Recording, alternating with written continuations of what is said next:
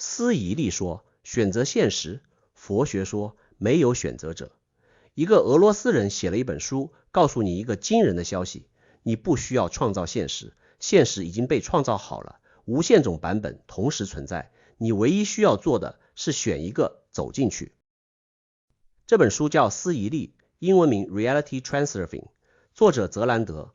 在全球靈性圈子裡，他的熱度僅次於當下的力量和顯化學，甚至被很多讀者認為比他們更高級，因為他不像吸引力法則那樣天真，不是讓你許願然後等宇宙發快遞，也不像顯化學那樣只講內在狀態的切換。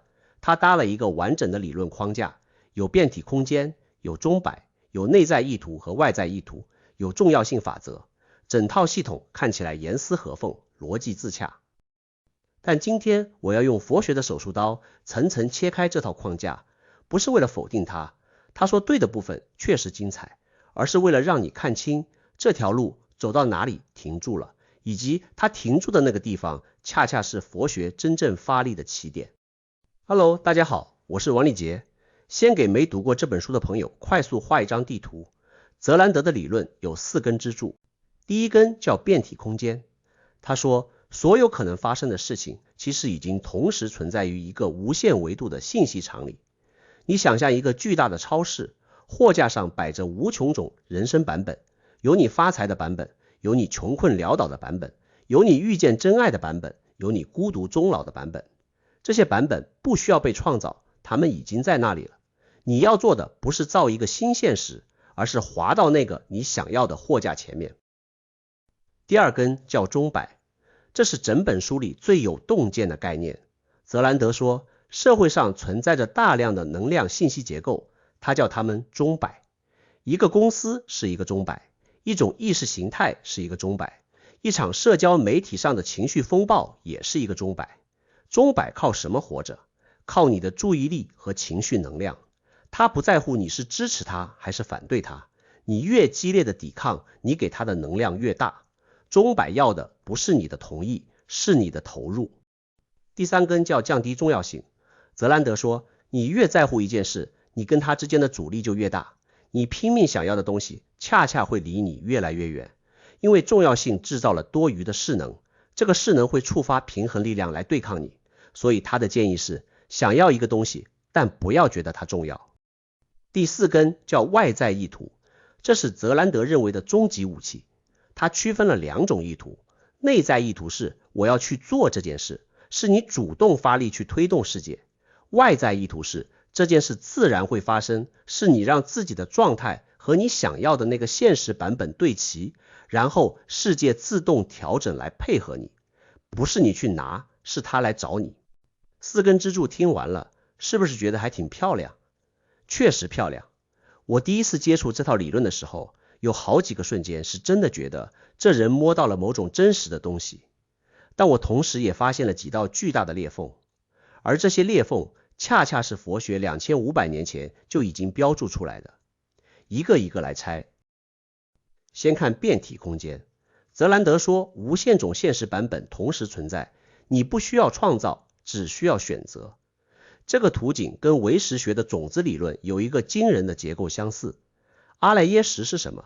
是儲存着無量種子的巨大倉庫，包含了一切可能性，善的、惡的，跟財富相關的，跟覺悟相關的，所有可能的體驗確實都已經在那裡了，以種子的形式潛伏着。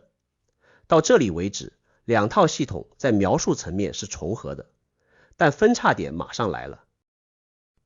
澤蘭德說，你可以選擇滑到任何一個你想要的版本。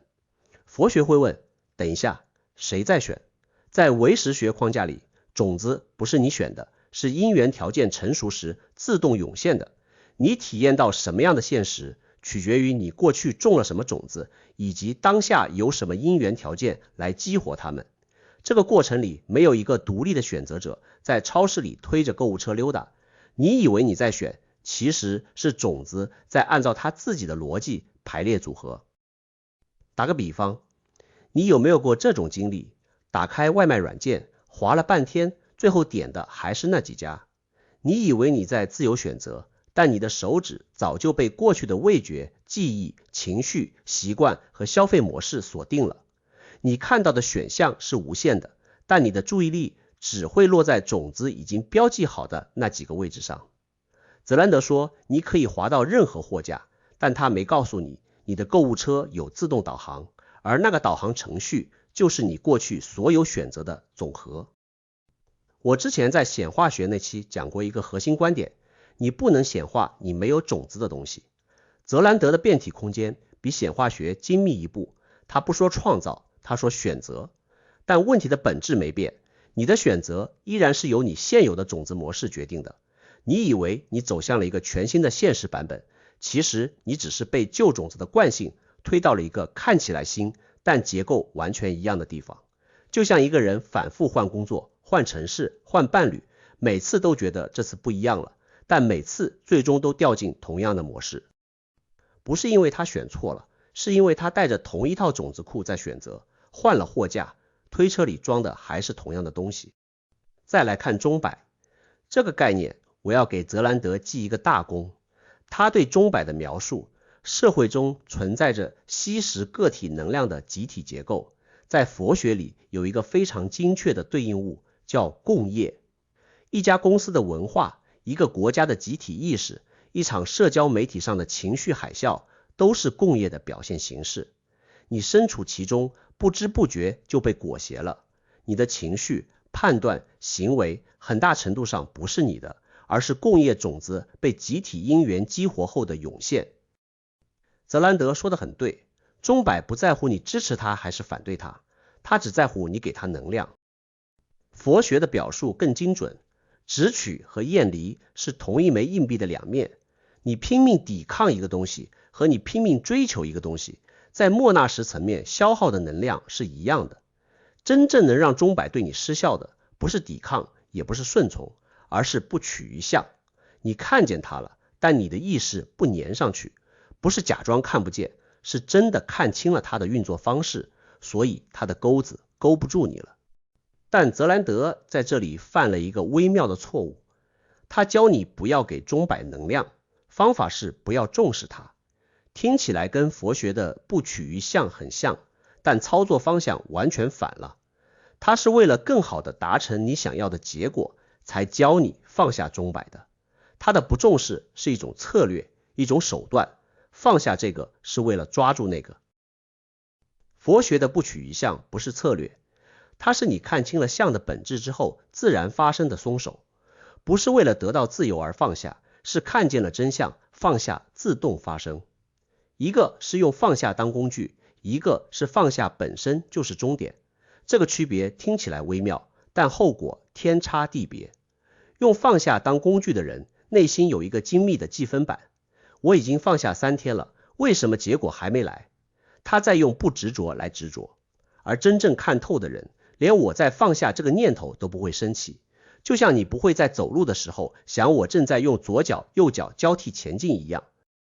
它已經不是一個動作了，而是一種存在狀態。第三個概念，降低重要性。澤蘭德說，你越在乎一件事，阻力越大。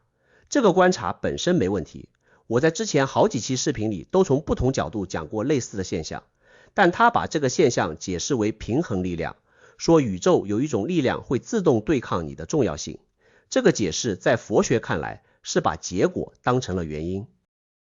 不是什麼神秘的平衡力量在对抗你，是你自己的意識結構在制造阻力。你越在乎一件事，莫納什對我和我想要的之間的二元对立就越僵化。這個僵化本身就是阻力的來源，不是宇宙在推你，是你在擰自己。想象一下，你在水裡抓一條魚，你越用力握，魚越划走，不是因為有什麼平衡力量在幫魚逃跑，是你的力度本身制造了魚的逃逸條件。力量和阻力是同時產生的，它們是一體兩面。澤蘭德看到了這個現象，但他把你自己的手勁誤認為了一種外部的宇宙法則。而澤蘭德的解決方案，告訴自己這不重要，跟我在顯化學那期分析的結構完全一樣。你不能為了得到結果而假裝不在乎，因為假裝不在乎這個動作本身就證明了你非常在乎。你在用不在乎這個新標籤包裹非常在乎這個舊情緒。莫納什可精明了，你連他都騙不了。最後來看外在意圖，澤蘭德說，內在意圖是你主動推世界，外在意圖是讓世界來配合你，不發力，但事情自然發生。我得承認，這個概念已經非常接近佛學的某些核心洞見了。老子說無為而無不為，不是不為，是沒有一個我在為的執念。佛學的三輪體空，做事的時候沒有做的人的執着，沒有被做的事的執着，沒有做這件事的過程的執着。這些描述和澤蘭德的外在意圖在表面上極其相似，但最深的裂縫就在這裡。澤蘭德的外在意圖，操作主體依然是我，是我決定想要什麼，是我調整自己的頻率，是我讓自己和目標現實對齊，然後我等待世界來配合我。整個過程中，我從來沒有退場，他只是從舞台前排退到了導演椅上，但他始終在場，始終在操盤。佛學指向的那個狀態，不是我退到後台了，是我被看穿了，它從來就不是一個實體，而是莫納什編造的一個功能性幻象。當你真正看見我是怎麼被建構出來的，不是我變得更聰明了，是我這個故事的說服力消失了。你有沒有看過那種立體畫，亂七八糟的色塊，盯着看，突然啪一下跳出一個三維圖案，在跳出來之前，你怎麼也看不見它，跳出来之後，你再也無法假裝看不見。佛學說的見性就是這種體驗，不是你學會了什麼新技能，是一個一直存在的真相突然變得不可忽視了。而澤蘭德的框架等於是教你怎麼畫出一幅更精美的二維圖案，但他沒有引導你的眼睛去發現那個三維的躍遷。澤蘭德說，外在意圖是你不用力，但世界配合你。佛學說，不是世界配合你，是你這個中間商消失了之後，因緣條件自然流轉，該發生的就發生了，不是你在衝浪，是浪和衝浪者從來就是同一片海。回到最初的問題，思义力值得讀嗎？值得。它的钟摆概念對理解集體意識的裹挟力極有價值，它比显化學精密得多，至少它不再天真的說想什麼來什麼。他對內在意圖和外在意圖的區分已經摸到了某種真實結構的邊緣，但他的整個框架依然建立在一個根本前提上，我可以通過某種方式選擇更好的現實。佛學會說，更好的現實這個概念本身就是遍計所值，選擇這個動作本身預設了一個選擇者，而那個選擇者正是讓你反覆在不同現實版本之間跳來跳去，卻始終跳不出同一個模式的根本原因。澤蘭德給了你一張無限大的超市地圖，教你怎麼找到最好的貨架。佛學告訴你一件更根本的事，你不是顧客，你是超市本身。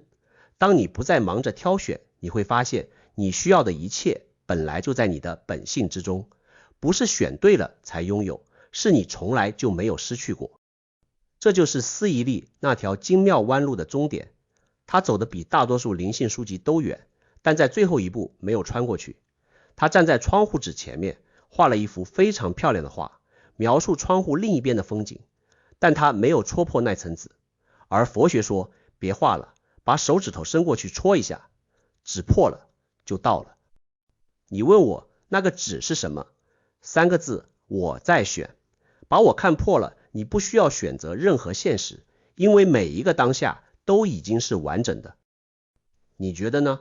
思義力裡有沒有哪個概念你覺得佛學還沒完全解釋清楚的？歡迎在評論區告訴我。我是王立杰，我們下期見。